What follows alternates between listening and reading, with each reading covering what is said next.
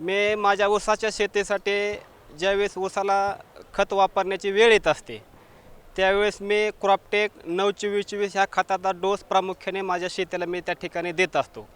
आणि ज्यावेळेस माझ्या शेतीच्या उत्पन्नासाठी ज्यावेळेस वाढ होत आहे त्यावेळेस प्रामुख्याने त्या ठिकाणी क्रॉपटेक 9-24-24 असेल, बेनसल्फ असेल, 6 बॅग वापरतो त्या ठिकाणी मी एकरी.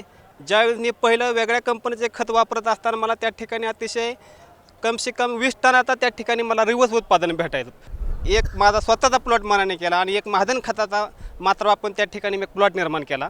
तर त्याच्यासाठी मी एकरी वापरलेल्या जे खताचे बॅग आहेत ते प्रामुख्याने रेग असेल, म्हणजे बाळमान्य असेल किंवा त्या ठिकाणी मुख्य मान्य असेल, अशा वेळेस मी त्या ठिकाणी खतामध्ये बेनसल्फ असेल, क्रॉपटेक 9-24-24 असेल, अशा युरिया असेल, असा मी बेसल डोस त्या ठिकाणी देत असतो.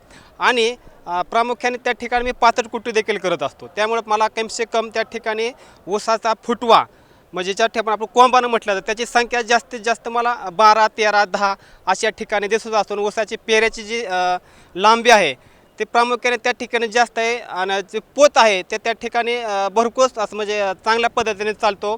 पानाची रुंदी, लांबी, पानाला जी चकाकी क्वालिटी आहे त्या ठिकाणी मला या खताच्या माध्यमातून त्या ठिकाणी दिसून आलेलं आहे.